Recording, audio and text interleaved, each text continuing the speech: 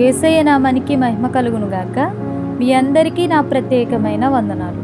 మనం ఏం ధరించుకోవాలి, మనం ఏమి ధరించకూడదు, మనము ధరించకూడనివి ఏంటి చూద్దాం రండి. జారత్వము, అపవిత్రత, కామోత్తరత, దురాశ, విగ్రహారాధనైన ధనాపేక్షను చంపివేయుడి.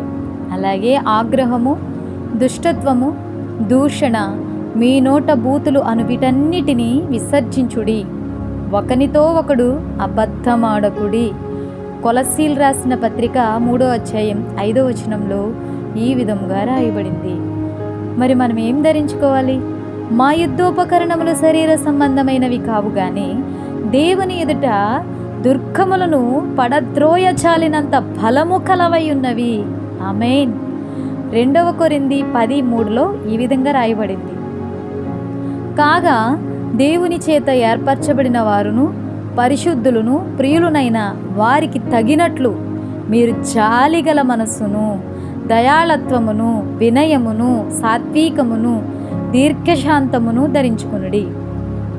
మనకి హాని చేశారు అని తెలిసినప్పటికీ ఒకరినొకడు సహించి క్షమించుకోవాలి.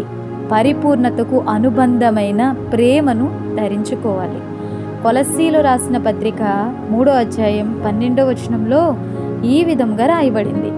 పరిశుద్ధులుగా, విశ్వాసులుగా, ఆయన పోలికతో చేయబడిన వారిగా పిలువబడుతున్న మనలో ఉండకూడని వాటిని వాడి అయిన 2 అంచులు గల ఖడ్గముతో నరికివేయబడి పొందుకోవలసిన దుర్గములను పడద్రోయచాలినంత బలము గల వాటిని పొందుకుందామా? ఇంకా మన జీవితంలో నూతన సంవత్సరంలో మనం ప్రవేశించాం కాబట్టి నూతన స్వభావముతో మనం నింపబడుతూ ధరించుకోవలసిన వాటిని ధరించుకుంటూ ధరింపకూడనివి వాటిని విడిచిపెడదాం. అందరికీ ప్రైజ్ ది లార్డ్. యేసయ్య నామానికి మహిమ కలుగును గాక.